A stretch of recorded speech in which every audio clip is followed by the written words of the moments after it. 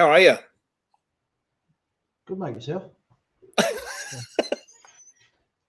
Yeah, pretty good. I It's wet think down we're here and live. it's cold. Sorry? It's wet down here and it's cold too. Not exactly Do you, pleasant in old windy Wellington. do you know that last week it was a total disaster and the sound was crap and I had to delete it? Was it? Yeah. Oh, well, That's the first time that's ever happened, isn't it? yeah, onwards and upwards. Hey, okay, let's start with what came first, the election or the rugby? The rugby. Okay, I've got to tell you this if you haven't noticed this. We are live, by the way, because So I've met Dave Rennie before. I did a bit of we sponsored him, or sponsored the Chiefs when I ran more FM, and so I put out this post last week going, well, I tell you what, anyone out there that this is after the draw, anyone out there that thinks that the All Blacks are going to put 20 points on the Aussies this weekend doesn't know Dave Rennie very well. And the final score was exactly 27-7. And I thought, I've posted it, I've put it out there. You can't delete these things, so I'll just leave it out there. And the amount of shit that I've got from people, I thought, I'll just take it on the chin. And it's like for some reason, there's something in their brain going, hang on, didn't O'Neill say something about 20 points? And there's these comments that are put on. And finally, I've got to be honest, I just had enough. I thought, I'm just going to check the set. I'm going to change the setting to only me. And it's just all of a sudden it's vanished. I thought, I can put up with this for a day, a couple of days. I can laugh at myself. And I thought, I actually just can't take this any longer. I've just got to get rid of this. Did you go to the game? No, I went to the Wellington one. Oh, of course, Wellington based. A charity event on the Friday for Big Buddy. So there was myself, Grant Fox, and David Howman on a panel. And I thought, Christ, this is a little bit brave putting an economist on a panel as part of a rugby lunch, but they wanted to do something different as opposed to get the old sort of rugby stories. And to be fair, the star of the show was David Howman. Yeah, boy, did he have some interesting stories about what goes on in regard to drugs and athletes around the globe. Is that right? And did you say this is Big Buddy? Yeah, so kids that don't have their dad around, so the local guy down here just decided to organise a big lunch, and they raised 50k. So people are pretty generous out there, but they sold it out pretty quickly. But people just wanted something different. It was a rugby lunch. Grant Fox was there, and he gave a few sort of insights. He talked about his son in regard to the golf tour and that sort of stuff. But it was just interesting. It wasn't your stock standard pre-rugby lunch in regard to where the conversations were, but everybody seemed to really enjoy it. Well,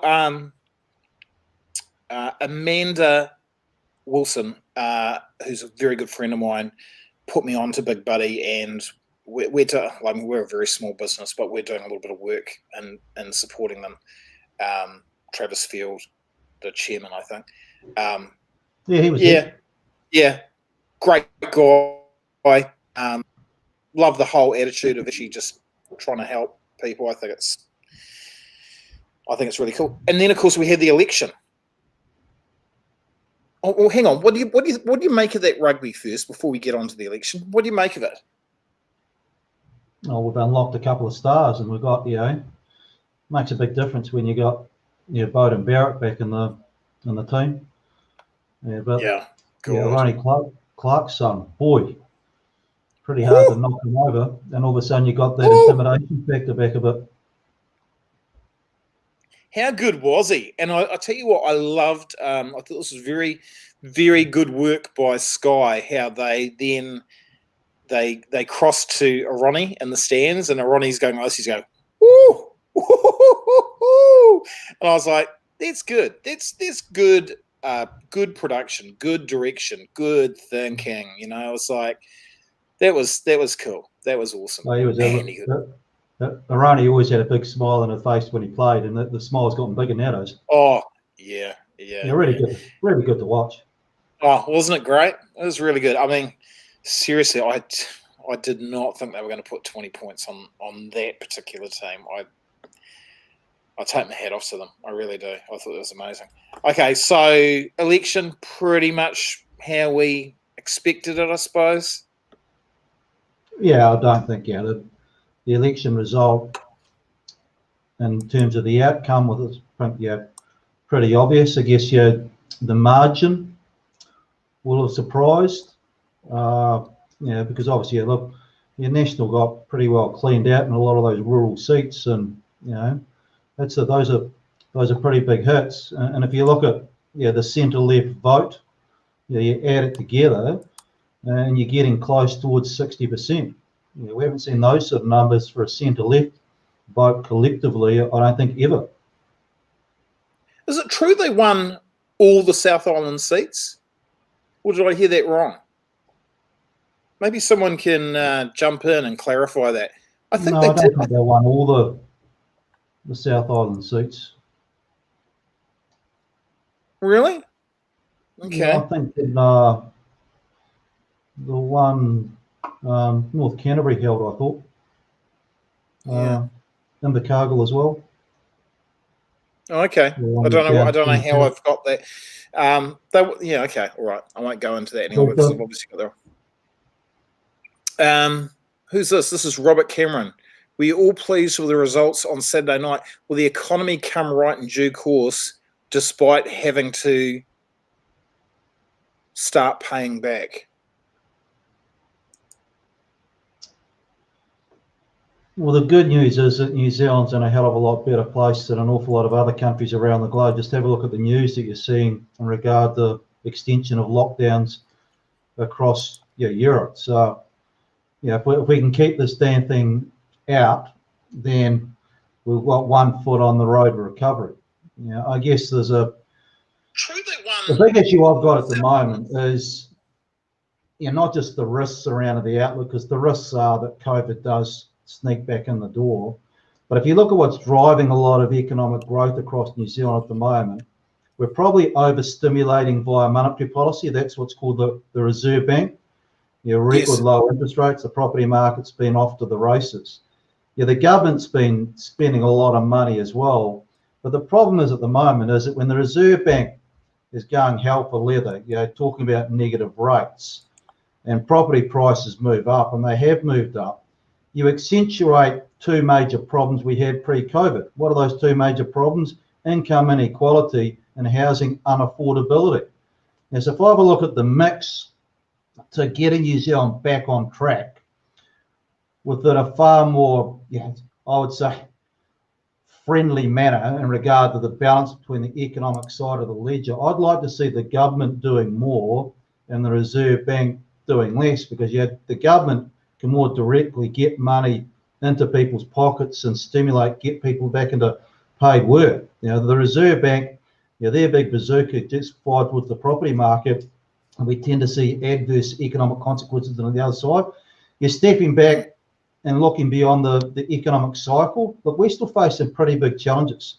One of the things that we're starting to see more and more of at the moment, particularly as border control becomes more of an issue, it's not just demand, i.e. people not spending, it's available supply. It's actually finding staff. And I think 10 plus years of underinvesting in critical infrastructure, and by infrastructure, I actually mean people. You're having the right skills to actually do the jobs. And that is one hell of a problem going forward. And there's no quick fix. It's going to take 5 to 10 years to get that one back on track. What are the top three priorities for this government then? Well, my three would be fix the mix. That's fiscal policy, do more, and monetary policy, do a bit less. The second big priority to me would be promote and demote. What do you mean by that? We've got to get the right quality people into the right jobs. Now, I agree with the aspirations of what the government is trying to do, but boy, has delivery been a major economic problem. And one of the big things we've got to get over here is we've got to get talented people into the right place. It's pretty obvious. Grant Robertson needs to be Deputy Prime Minister. These sort of things are about building confidence, getting the quality individuals into the right place that can handle big portfolios and make some smart decisions and get some runs on the board in regard to delivery. The third thing that I'd like to see is just the plan around infrastructure investment and really turbocharging that, because New Zealand's got major infrastructure assets. We've got big issues across major centres in regard to water, piping in Wellington, water it all up in Auckland. We'd like to see what the plan is for that. We basically got to, they've got the numbers now, so they should be able to think turbocharge it and get moving an awful lot quicker than what they were with the previous coalition.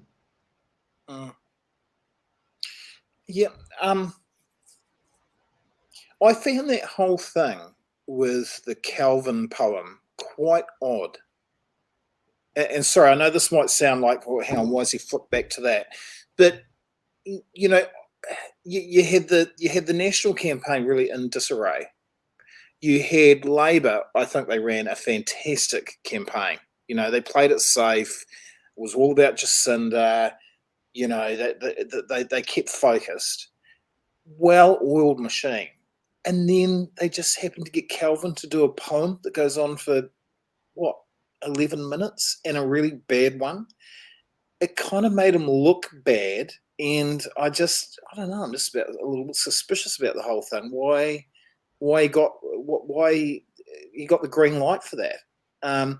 And surely, isn't it, when I listen to people like you, great economists from around the world, isn't it all about installing confidence, in these decisions that you just said before? Like, why isn't Grant Robertson going to be Deputy Prime Minister? Surely that's a good move. Well, to me, looking at it through my lens, it looks like a lay-down misere in regard to what needs to take place. Unfortunately, my lens is not a political lens. And what we do know is that politics plays a pretty big role in regard to appointments and who gets what. And I'd love to see politics just put aside and just get the best people in the right place. Once again, if that means taking a bit of risk in regard to some young talent coming through, give them a crack. Because there are some people on that list that are pretty high up that, to be honest, I don't think deserve to be there. And I can actually say that about another couple of political parties as well. We just want key people in the right place. I think James Shaw's the right person to take us through New Zealand's environmental challenges. He's a pragmatist. I agree with a lot of the stuff he says. The housing-based stuff has just been an absolute disaster. It's been a mare. And Kiwi Builder's a dog. Should be put down. Who's that? Kiwi Build. Just get rid of it. Oh yeah. I mean, seriously, it's a brand that says failure. So get rid of the brand, kill it, do something else. This is where I think they've got a great opportunity here to, go through a bit of a reset.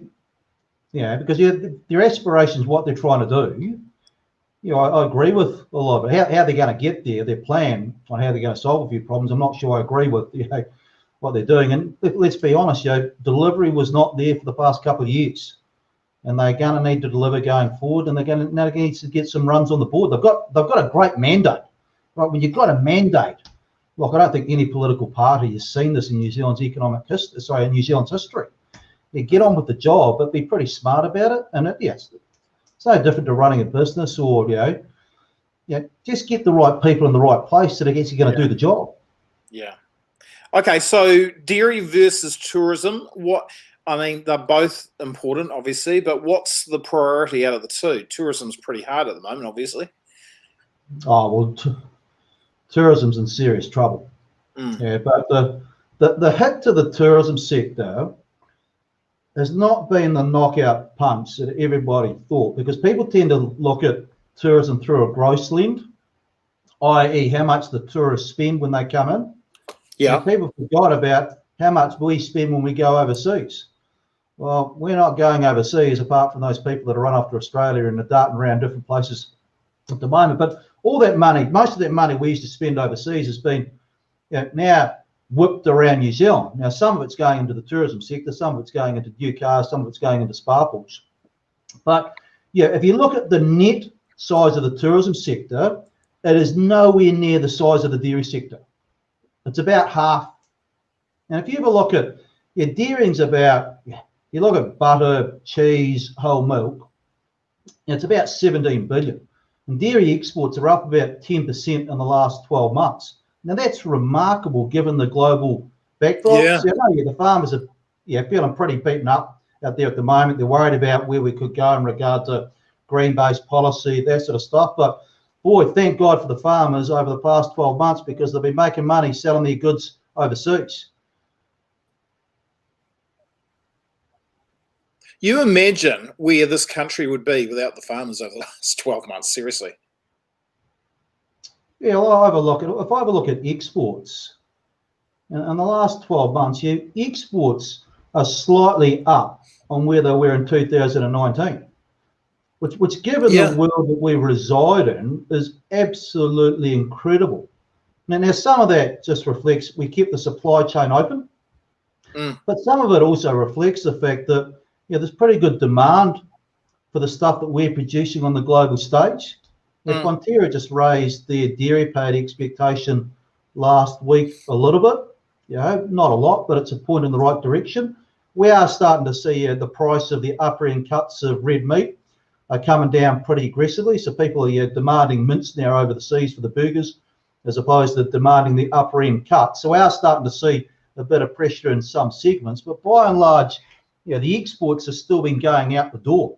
Where we've seen a big collapse is in imports, stuff coming into the country. And there's two things going on. Well, we're not spending what we were, so we're demanding fewer imports. And of course, we can't source the stuff anyway because the global supply chain has been disrupted. And so Fonterra are lifting the dairy payout guidance? Yeah, so they shoved another, I think, 40 odd cents on the estimate for the upcoming season. The pricing has looked pretty firm heading into the pretty big part of the season. So the midpoint of their range is around $6.80, I think, which is it's not knocking the ball out of the park if you're a dairy farmer, but it's what you call a pretty rock solid number. The typical cost structure across a dairy farm in New Zealand is around $6 per kg of milk solid. It's probably a little bit lower at the moment, given what's happened to the interest rates. But the farmers, they're spending a bit, but they're not spending a lot. Awful lot of debt in the dairy sector. Good news across the dairy sector at the moment is that they've had the most important seat. That's cash flow, and that's allowed them to retire a bit of debt. So $2 billion worth of dairy debt has been paid down in the last 2 years. That's a really good story because, to be honest, the dairy sector has been carrying an awful lot of leverage. Before I go on to the next question, a couple of shout outs. Happy birthday to Meg Highland, my right hand woman in this business who does such a great job of keeping everything running smoothly. Happy birthday, Megs. And shout out to my friend Darren Mills, one of my oldest friends. We lost his beautiful wife, Vanessa, not so long ago, and he loves this show. And so here's a big shout out for you, brother. Love you to bits. Okay, so inflation data soon for September quarter. What can we expect? Yeah, it looks like inflation is going to pop up a little bit in the September quarter. We saw inflation take a big knock in the second quarter, and it looks like we're going to see a little bit of recoil up the other side. Is the Reserve Bank going to get too excited about that? I think the answer is no. In a weak demand environment, then inflation's more inclined to go down as opposed to go up. I just want to put a caveat around that because that's the centralist sort of thinking. But you need to think that COVID is not just about restricted demand, it's about restricted supply. It's actually sourcing goods. It's actually finding skilled labour in the current environment. And when you face supply restrictions, and you need the stuff, well, you're not going to be paying a discounted price. Odds are you're going to be paying a higher price. So I think we're going to start to see a real schizophrenic inflation dynamic in New Zealand over the next 12 to 24 months, where the price of some stuff is going to be certainly going down because, if you want to make a buck, you're probably going to have to discount to ship the product. But in other areas of the economy where you can't get the supply, you can't get the stuff coming in, I don't think you're going to be doing too much discounting. And what we're also seeing out there is that businesses, they're going to be worried they're going to get clobbered with more cost in the next sort of 12 to 24 months. If they can pass those price increases on, they'll give it a bit of a crack.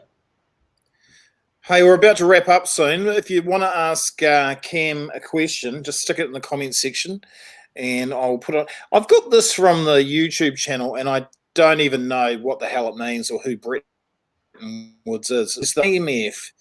Just announced we need a new Bretton Woods. The reset is coming. Why aren't we talking about this? Can you explain what that? I don't understand that question. Does that mean anything to you? Yeah. So if you step back, you look at the big picture. Every sort of 20 to 30 odd years, you go through a bit of a reset where economic models just fundamentally shift.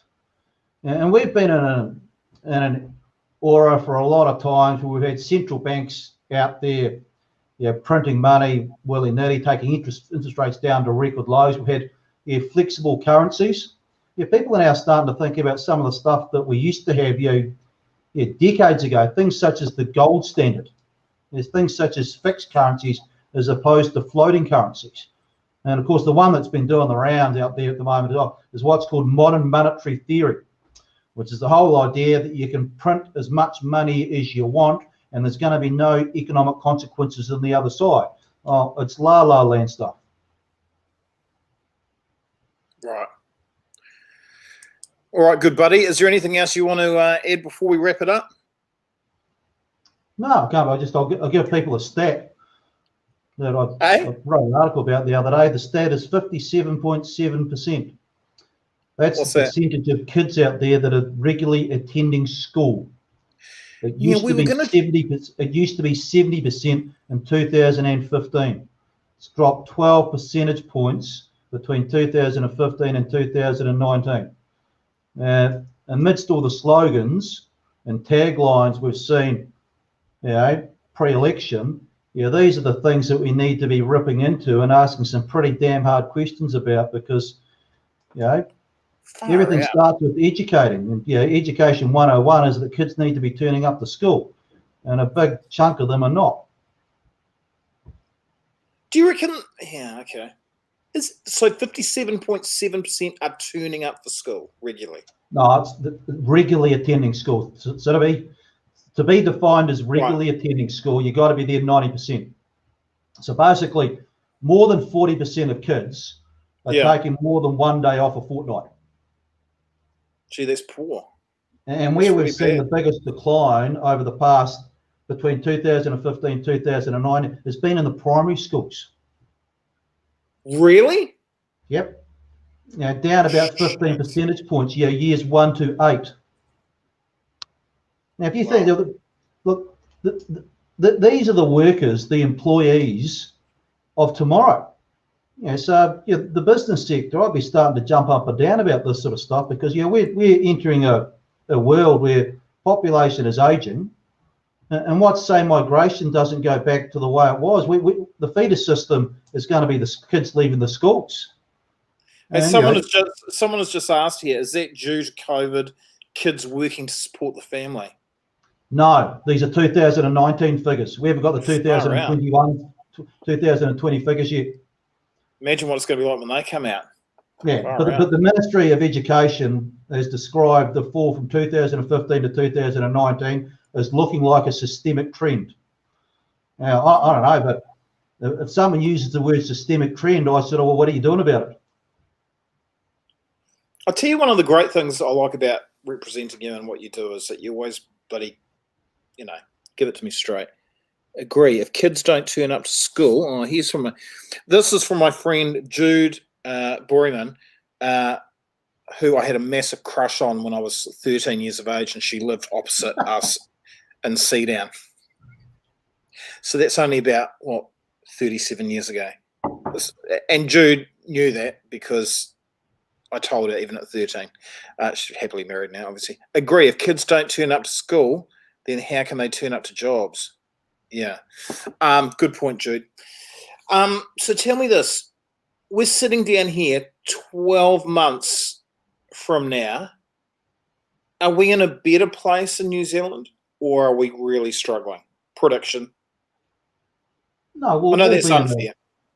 We'll be in a better place, but you're going to see. Yeah, we've talked about it before. It's that K-shaped cycle.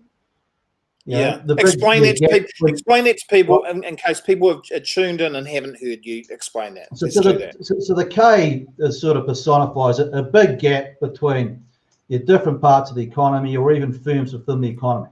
So take an example of a retailer that's got a digital offering or any technology-based firm. You're on the up part of the K, you're away. If you're a traditional main street retailer, well, you're probably in the bottom half of the K. Because you've been massively disrupted. And what we're seeing out there at the moment is growing fragmentation between firms or their ability to adapt in the modern era. If you look at the tourism sector, classic example here, a lot of domestic operators have just repitched their product straight away to target the Kiwis and make sure that they were hoovering up an awful lot of the previously spent overseas money was being spent local. But of course, the spa pool suppliers have seen that big pot of gold there as well. So they've wanted the money and they've been hoovering up a fair bit of that wallet. So we're seeing these real strong substitution effects across the economy. And what it sort of personifies, or where it ends up, is you get this very polarized or two-tiered economy. The big gap between who's doing well versus who's not. I get a lot of good stories out there across New Zealand in regard to firms that are adapting, changing. And boy, I'm getting a lot of others as well. Yeah. All right, man. Thanks so much for catching up. You're such a good guy. Really appreciate your time. I'll give you a bit of a plug now. But off you go and enjoy the rest of your week, brother. Right. See you later. Bye. All right, sir. Thank you. There he goes. What a great man he is. Cam Bagrie. So you can book him through Essential Talent. What he'll do is he'll plan a session just for your business. The opportunities for your industry, and your region, national client. And he was a little bit differently to others. So he'll have a set fee and then he's yours for the day. So, and then you get creative on how you use them. So he can talk in front of all your customers. He can talk just to your staff. You can then bring in other people and have like an intimate thing with your VIP clients. Get really smart on how you do it. I've got a customer in Hamilton who's about to book him for the second time. He just said, "Oh, I loved it," and so now he's going to do something for a function at night. So he's really good because yes, you can look at it as, oh, well, this is a cost, but actually, if you get all that information and that guidance about what's happening in your industry and where the opportunities are, then you can quickly turn it around and make some money, right? So don't always think of things as just as a pure cost. You've got to be a bit creative with it. Hey, I had a great morning today.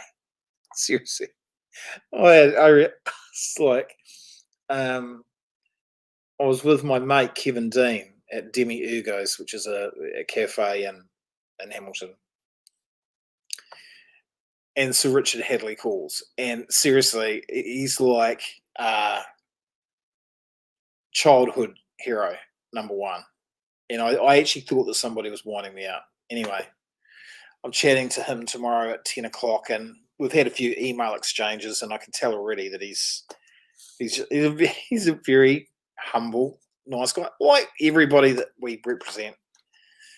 I say this to people. What I've noticed about successful people is that the sort of more successful they are, actually the more humble they are. It's a fact. It's just something that I've observed. And so you don't actually need to try incredibly hard. You just be yourself, and they're, you know, very cool and very kind people. And so, yeah, I'm looking forward to. I'm having a chat to him briefly tomorrow at 10 o'clock. He's just recovered from an illness, so I don't want to take the mickey and take too much of his time. But yeah, it was an absolute thrill to speak to Sir Richard Hadley, and we're going to talk about his friendship with Dean Jones, because if you're a cricket fan, you'll know that Sir Richard actually, you know, had the better of Dean Jones. And as a kid, I always looked at Sir Richard Hadley versus Dean Jones, and I always thought, geez, those guys must hate each other's guts, seriously. But actually, the reality is that they became very good friends. And when Sir Richard became, you know, really sick, Dean Jones would be checking with him all the time. They became very good mates. And so it's quite a loss for Sir Richard. They're actually very good friends, which is not nice to hear.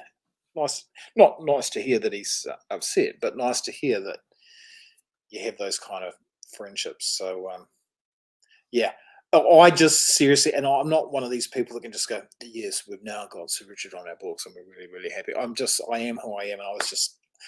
So if I've come across a little bit hyper today, it is because I'm a cricket fanatic first and foremost, and Sir Richard Hadley is like up there. And when he called, I was just like, I ran over to Kevin. Kevin Dean, mate. You won't believe this. It was out of the blue, and it's he got hold of me because we represent a guy called Mark Ingalls, who, far out, what a legend, and we book Mark quite a bit. A lot of you around my age will know who Mark Ingalls was. So he got caught up on a mountain, came very close to losing his life. They got hold of him, and he had to have his legs amputated. And then guess what he did? He climbed Mount Everest, because that's what you do when you almost die and you've lost your legs, right? First amputee to ever climb. Did I say Mount Everest? Mount Everest. So Sir Richard was singing his praises today, and we might try and do something where we team the two of them up, because they obviously got on really well. Yeah, a thrill. I could be doing another job where I'm earning a few more bucks, but hey, it's not every day that you get Sir Richard Hadley phoning out and going, "Hi, how you doing? I was wondering if you'd like to put me on your website." I was like, "You little beauty." Anyway, that's it. I hope you're doing well, because I know that it's tough out there. It is tough out there for people. And if you need any help, or if you need to chat, just message me. I don't need anything in return. I don't need any money or anything like that. If you just need to go, well, I'll have a chat to this guy, then just do it, because we're all in this together. A friend of mine told me this. I just could not believe this. Mike King, who known about 12 years, he did a presentation the other day in front of hundreds of people. And at the end of the presentation, he turned around and he said, "By the way, this is my telephone number. If any of you ever need to call me, just call me." Whew. That's the kind of guy he is. Anyway, have a great week, guys. Go for it. Try and be positive. Just think outside the square. I know it's all cliche, but just try and, believe in yourself. There's opportunity out there. No matter how hard you think it is, there is opportunity out there. And there's a lot of people that use these tough times, whether it's drought, whether it's COVID, whether it's whatever it is, they use it for excuses. They use it for not actually doing in the mahi and doing the work and getting shit done. Don't be one of those people. Go for it and challenge yourself and see what happens. Have a great week. I'm out. Bye.